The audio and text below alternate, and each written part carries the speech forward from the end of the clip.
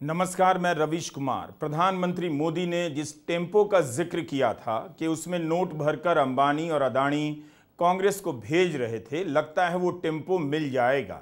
Financial times में आज जो खबर छपी है उसे पढ़कर इस बात की कल्पना की जा सकती है कि वो टेम्पो घटिया क्वालिटी का कोयला ढोने में लगाया गया होगा। खराब कोयला बेचकर सरकार से बढ़िया क्वालिटी का दाम लिया जा रहा है। अखबार की रिपोर्ट में यह संदेह व्यक्त किया गया है। प्रधानमंत्री मोदी ने एक ही बार अदानी और अंबानी का इस चुनाव में नाम लिया, उसके बाद चुप ही हो गए। लेकिन आज की खबर के साथ अदानी का मामला एक बार फिर से पब्लिक में लौट आया है। फाइनेंशियल टाइम्स दुनिया के प्रमुख अखबारों में से एक है, कई देशों से छपता है। London, New York, Chicago, Frankfurt, Paris, Stockholm, Madrid, Milan, Dubai, Johannesburg, Singapore, Tokyo और हांगकांग समेत दुनिया के 24 बड़े शहरों से छपता है। यानी इतने शहरों में भारत का नाम आज ऊंचा हो गया होगा। फाइनेंशियल टाइम्स के पत्रकार डैन मैक्रम, क्रिस कुक और जॉन रीड के साथ साथ OCCRP की यह खोजी रिपोर्ट दुनिया के कई अखबारों में भी छपी है। कहानी का सार यह है कि अदानी समूह ने कथित रूप से निम्न गुणवत्ता के कोयले को भारत की सरकारी पावर यूटिलिटी को साफ ईंधन वाली महंगी दरों पर बेचा। अखबार ने लिखा है कि इस जानकारी से अदानी समूह पर लग रहे भ्रष्टाचार के आरोपों में पर्यावरण का एंगल भी आ गया है। ऐसा प्रतीत हो रहा है कि साफ हवा के अधिकार को ताक पर रखकर अदानी समूह ने बम्पर प्रॉफिट कमाया है। अखबार ने लिखा है कि अदानी द्वारा फ्रॉड की आशंका है। खराब क्वालिटी का कोयला बेचकर एक नंबर कोयला का दाम सरकार से लिया गया, इसकी आशंका जाहिर की गई है। बिजली पैदा करने के लिए एक नंबर कोयला इसलिए खरीदा जाता है ताकि पर्यावरण को नुकसान ना हो और कम कोयले में अधिक ऊर्जा का उत्पादन हो। इसके लिए सरकार ज्यादा पैसे देती है और आपको महंगी बिजली मिलती है। लेकिन खराब क्वालिटी के कोयले से जब बिजली पैदा की जाती है तब ज्यादा से ज्यादा कोयला जलाना पड़ता है, जिससे हवा में प्रदूषण भी बढ़ता जाता है। कांग्रेस ने इस रिपोर्ट के आने के बाद अपनी प्रतिक्रिया देनी शुरू कर दी। कांग्रेस के अलग अलग नेताओं ने इस रिपोर्ट पर अपनी राय रखी और शाम आते आते कांग्रेस के हैंडल से यह पोस्टर जारी कर दिया गया। इस पोस्टर पर अदानी की ब्लैक एंड व्हाइट तस्वीर के साथ लिखा है, काला पत्थर एक घोटाला। गौतम अदानी ने जब एक न्यूज चैनल खरीदा तब उन्होंने कहा कि वे उस चैनल को फाइनेंशियल टाइम्स जैसा बनाना चाहते हैं, यानी उनके मन में इस अखबार को लेकर काफी इज्जत होगी। लेकिन यह भी नियति का ही खेल है कि इसी अखबार में जून 2023 से लेकर अभी तक अदानी समूह के कथित कारनामों को लेकर 25 खबरें छप चुकी हैं। मुझे पता है आपके घर हिंदी का 3rd क्लास अखबार आता है, आप वर्षों से उसे पढ़ते जा रहे हैं। उसे आज ही फेंक दीजिए और इन 25 खबरों को पढ़कर अनुमान लगाइए कि पत्रकारिता कैसी होनी चाहिए और आपके हिंदी के अखबार किस तरह से खबरों के नाम पर गोबर छापे जा रहे हैं। फाइनेंशियल टाइम्स के पत्रकारों में पर्दा हटाकर जानने की कितनी जिद होगी कि वे उन दस्तावेजों का पता लगाते लगाते 25 रिपोर्ट कर बैठे जिनके जरिए वे अदानी समूह के सच तक पहुंचना चाहते हैं। पिछले साल भी कोयला को लेकर खबर छपी कि रसीद में बढ़ा चढ़ाकर दाम दिखाया गया। इस काम में कथित रूप से अदानी के सहयोगी नासिर अली शाबान अहली और चांग चुंगलिंग भी शामिल थे। जयराम रमेश ने भी पिछले पर्दाफाश का याद दिलाते हुए लिखा है कि उनके अपराधों से प्राप्त धन का इस्तेमाल अदानी समूह की कंपनियों में अवैध हिस्सेदारी हासिल करने और उनके स्टॉक मूल्यों को बढ़ाने के लिए किया गया है। यह सार्वजनिक रिकॉर्ड का मामला है कि कैसे इसी तरह के कोयले की अधिक बिलिंग करने के आरोपी अन्य व्यवसायियों को गिरफ्तार किया गया है और उनकी संपत्तियों को ईडी ने कुर्क कर लिया है। लेकिन मोदानी के मामले में ना तो कोई कार्रवाई हुई और ना ही उन्हें कोई परिणाम भुगतना पड़ा। इसी समय पिछले साल राहुल गांधी ने इस मसले पर प्रेस कॉन्फ्रेंस की थी, तब इस अखबार का बड़ा सा पोस्टर बनाकर ले आए थे। इसको अच्छी तरह देखिए, financial times of London. This story would bring down any government. This is direct theft by a man who has been protected again and again and again by the Prime Minister of India. पहले हमने 20,000 करोड़ रुपए की बात की थी और सवाल पूछा था ये पैसा किसका है। अब पता लगता है 20,000 करोड़ का फिगर गलत था, उसमें 12,000 करोड़ और ऐड हो गए हैं, तो अब टोटल फिगर 32,000 करोड़ का हो गया है। अदानी जी इंडोनेशिया में कोयला खरीदते हैं और जब तक वो कोयला हिंदुस्तान पहुंचता है उसका रेट बदल जाता है, डबल हो जाता है।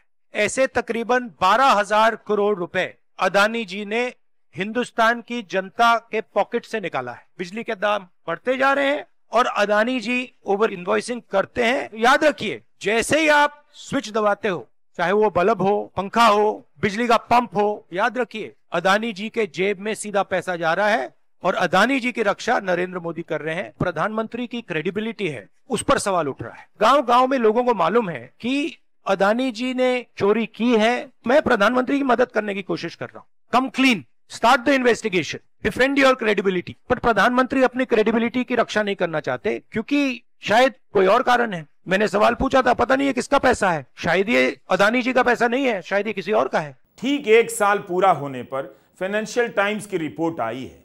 आज की रिपोर्ट के बाद जयराम रमेश ने कहा है कि अगले महीने जब इंडिया गठबंधन सत्ता संभालेगा तब यह सब बदल जाएगा। मुदानी महाघोटाले की जांच के लिए 1 महीने के भीतर एक संयुक्त संसदीय समिति का गठन किया जाएगा। फाइनेंशियल टाइम्स की इस रिपोर्ट का सार यही है कि जनवरी 2014 में इंडोनेशिया की कंपनी झोनलिन सप्लाईज से घटिया क्वालिटी का कथित तौर पर कोयला खरीदा जाता है। कंपनी की रसीदों में इसकी कीमत $28 प्रति टन दिखाई जाती है। वहां से यह सप्लाई वर्जिन आइलैंड की मिडिलमैन सुप्रीम यूनियन इन्वेस्टर्स से होते हुए अदानी सिंगापुर के पास आती है। इसमें 1 सप्ताह का समय लगता है। 7 दिनों के भीतर इसकी कीमत $33 प्रति टन दिखाई जाती है। यहां तक इसकी क्वालिटी 3,500 कैलोरीज प्रति किलोग्राम है, जिसे निम्न गुणवत्ता का कोयला माना जाता है। यहां से अदानी समूह जहाज में कोयला लादकर तमिलनाडु ले जाता है। वहां की एक सरकारी कंपनी टैंजेटको को बेचता है। लेकिन फाइनेंशियल टाइम्स ने जो रसीदें हासिल की हैं उसमें कोयले की क्वालिटी 6,000 कैलोरीज प्रति किलोग्राम दिखाई गई है, जो कि बहुत अच्छी क्वालिटी का कोयला है। इससे इस निम्न क्वालिटी के कोयले की कीमत बढ़कर $92 प्रति टन हो जाती है। इस सप्लाई की प्रक्रिया में ही अदानी ने करीब 3 गुना लाभ कमा लिया।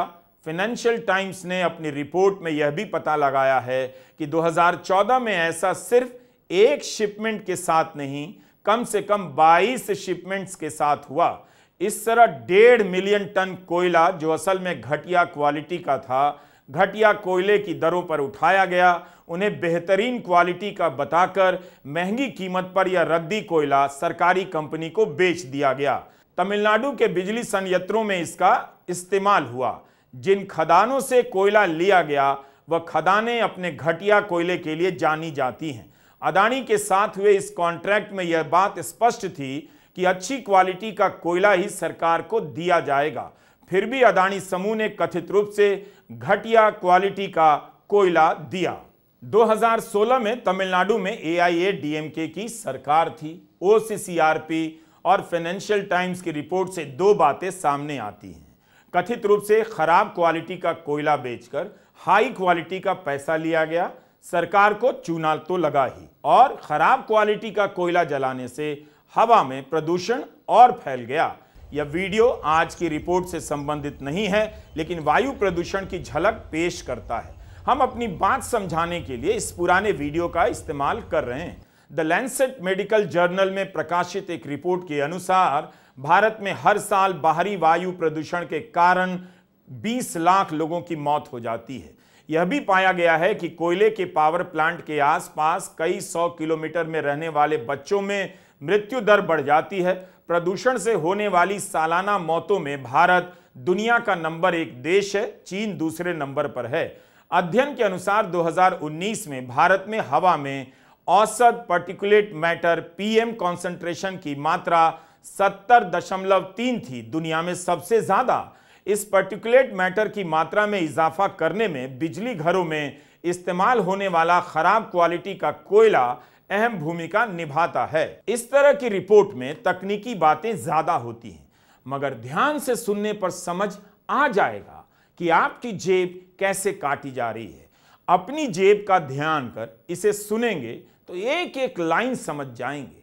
प्रधानमंत्री नरेंद्र मोदी अपने एक इंटरव्यू में कहते हैं उन्हें ईश्वर ने भेजा है, उन्हें दैविक बोध होने लगा है। आप सभी को भी ईश्वर ने भेजा होगा, लेकिन फाइनेंशियल टाइम्स की खबर आप नहीं समझ पा रहे हैं। हमारे इस वीडियो को दोबारा तिबारा देखा कीजिए। जिन्हें ईश्वर ने नहीं भेजा है वो भी इस वीडियो को समझ सकते हैं। अदानी और कोयला को लेकर यह पहली रिपोर्ट नहीं है। 2023 में फाइनेंशियल टाइम्स ने ही रिपोर्ट की थी कि 2021 से 2023 के बीच अदानी समूह ने भारत में कोयला निर्यात करने के लिए बिचौलियों को 5 अरब डॉलर से अधिक की राशि दी। विपक्षी दलों ने इसकी जांच की मांग की। अभी तक जब भी विपक्ष अदानी को लेकर आरोप लगाता था तब उनके बचाव में यही कहा जाता था कि भारत को ये लोग बदनाम कर रहे हैं, भारत के कॉरपोरेट के पीछे पश्चिम के अखबार पड़ गए हैं। लेकिन इस चुनाव में पहली बार नरेंद्र मोदी ने ही बता दिया कि अदानी और अंबानी के टेम्पो में काला धन भरकर कांग्रेस को पहुंचाया गया। इस बयान पर अदानी और अंबानी ने खंडन नहीं किया और प्रधानमंत्री उसके बाद चुप ही हो गए। 5 साल से एक ही माला जपते थे, 5 उद्योगपति, 5 उद्योगपति, 5 उद्योगपति। फिर धीरे धीरे कहने लगे अंबानी अडानी, अंबानी अडानी, अंबानी अडानी। 5 साल से।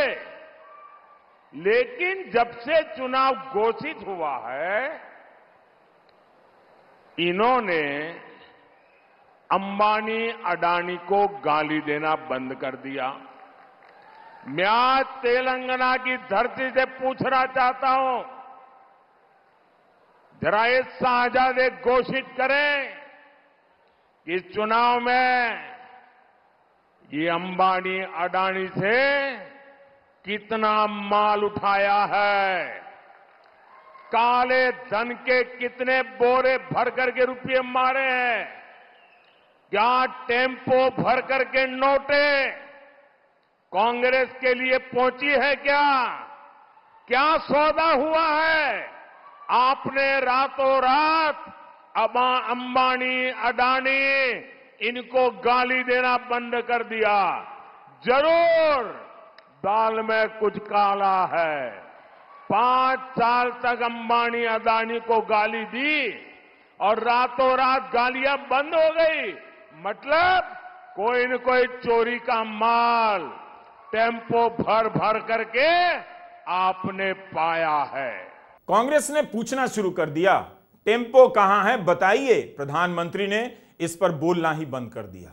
आरापोर यक्कम नामक तमिलनाडु के एनजीओ ने अनुमान लगाया है कि तमिलनाडु राज्य की बिजली कंपनी टेंजेटको ने 2012 से 2016 के बीच कुल मिलाकर तकरीबन 6,000 करोड़ रुपए वेंडर्स को अतिरिक्त चुकाए। तमिलनाडु में इस दौरान एआईएडीएमके की जयललिता और पनीर सेल्वम की सरकारें थीं। इस 6,000 करोड़ में से करीब करीब आधे पैसे अदानी को चुकाए गए, ऐसा संस्था का अनुमान है। इस एनजीओ ने 2018 में टेंजेटको के खिलाफ राज्य की भ्रष्टाचार निरोधक संस्था में शिकायत दर्ज करवाई। अखबार ने इसके बारे में लिखा है। फाइनेंशियल टाइम्स ने यह भी लिखा है कि अदानी समूह ने कुछ भी गलत होने से इनकार किया है। यह समूह भारत का सबसे बड़ा कोयला आयातक है। वित्त मंत्रालय की जांच agency directorate of revenue intelligence DRI ने 2016 में इस मामले की जांच शुरू कर दी, लेकिन बॉम्बे हाईकोर्ट ने 2019 में इसकी जांच पर रोक लगा दी। बॉम्बे हाईकोर्ट ने अदानी समूह के पक्ष में फैसला दे दिया। DRI ने सुप्रीम कोर्ट में अपील की है, लेकिन यहां भी केस धीमी गति से चल रहा है। करीब 3,000 करोड़ रुपए का चूना लगाया उन्होंने भारत की एक कंपनी को। तो इस पूरे मामले में अडानी जी ने एक भारतीय कंपनी से, सरकारी कंपनी से धोखाधड़ी करी, राजस्व की चोरी की, बिजली के दाम बढ़ाए उपभोक्ताओं के लिए, क्योंकि महंगा कोयला आएगा तो महंगा जनरेशन होगा, महंगा डिस्ट्रीब्यूशन होगा। और यही नहीं, उन्होंने पर्यावरण के साथ साथ हिंदुस्तान के लोगों के स्वास्थ्य के साथ भी खिलवाड़ किया। करीब 22 लाख लोगों की हिंदुस्तान में वायु प्रदूषण से हर साल मौत होती है, जिसमें से ज्यादातर बच्चे। तो दिक्कत की बात यह है कि अडानी जी ये सब तब कर रहे हैं जो आपको रिन्यूएबल एनर्जी में एक बड़ा प्लेयर बनाने जा रहे हैं। ये अलग बात है कि कोयले की आयात करने वाली भारतीय समूह में से वो शायद एक या दूसरे नंबर पर होंगे। तो मोदी जी से कुछ सवाल है कि डायरेक्टरेट ऑफ रेवेन्यू इंटेलिजेंस को तो चलिए आपने छानबीन नहीं करने दी, संस्थाओं के आपने हाथ बांध दिए, आंखों पर पट्टी बांध ली, लेकिन अब क्या कीजिएगा? क्योंकि आप ही ने कहा है कि टेम्पो में भर भर कर काला धन बांटा जा रहा है। वो टेम्पो अडानी के पकड़े कब जाएंगे? और ये काले कोयले की जो काली चोरी थी, इसका क्या नतीजा है, ये देश जानना चाहता है। अक्टूबर 2023 की इंडियन एक्सप्रेस की रिपोर्ट है कि पिछले 4 साल में इस मामले की कुल 4 बार सुनवाई हुई है और मामला अभी आर्गुमेंट स्टेज तक नहीं पहुंचा, यानी बहस शुरू नहीं हुई है। इस रिपोर्ट में अडानी समूह का भी बयान छपा है। समूह के प्रवक्ता ने कहा है कि जिस समय की यह बात हो रही है, उस समय जब टेंजेटको द्वारा इस्तेमाल हुए कुल कोयला सप्लाई का सिर्फ 2% अडानी सिंगापुर सब्सिडरी से सप्लाई हुआ है, तो उन पर वातावरण में प्रदूषण बढ़ाने या सरकारी कंपनी को नुकसान पहुंचाने का आरोप कैसे लगाया जा सकता है। लेकिन अभी अभी हमने फाइनेंशियल टाइम्स की रिपोर्ट के आधार पर ही बताया कि सरकारी कंपनी ने करीब करीब 3000 करोड़ रुपए अडानी समूह को अतिरिक्त चुकाया है। राहुल गांधी ने आज ट्वीट करते हुए लिखा कि भाजपा सरकार में भीषण कोयला घोटाला सामने आया है। वर्षों से चल रहे इस घोटाले के जरिए मोदी जी के प्रिय मित्र अडानी ने लो ग्रेड कोयले को 3 गुने दाम पर बेचकर हजारों करोड़ रुपए लूटे हैं, जिसकी कीमत आम जनता ने बिजली का महंगा बिल भरकर अपनी जेब से चुकाई है। क्या प्रधानमंत्री बताएंगे इस खुले भ्रष्टाचार पर ईडी, सीबीआई और आईटी को शांत रखने के लिए कितने टेम्पो लगे? 4 जून के बाद इंडिया की सरकार इस महा घोटाले की जांच कर जनता से लूटी गई पाई पाई का हिसाब करेगी। यह जब चुनाव शुरू हुआ तब इलेक्टोरल बॉन्ड की खबरें आईं, कितनी सारी जानकारियां निकल कर आईं, लेकिन हिंदी के अखबारों ने आप तक पहुंचने नहीं दिया। रॉयटर्स की इसी मई महीने की एक खबर है जो 4 तारीख को हर जगह छपी है। सेबी ने, यह भारतीय संस्था है, अडानी समूह की 7 कंपनियों को नोटिस भेजा है, जिसमें अडानी एंटरप्राइजेज भी शामिल थी। इसके अलावा Adani green energy, Adani power, Adani Total gas, Adani energy solution, Adani Wilmar और अडानी पोर्ट्स को भी नोटिस मिला।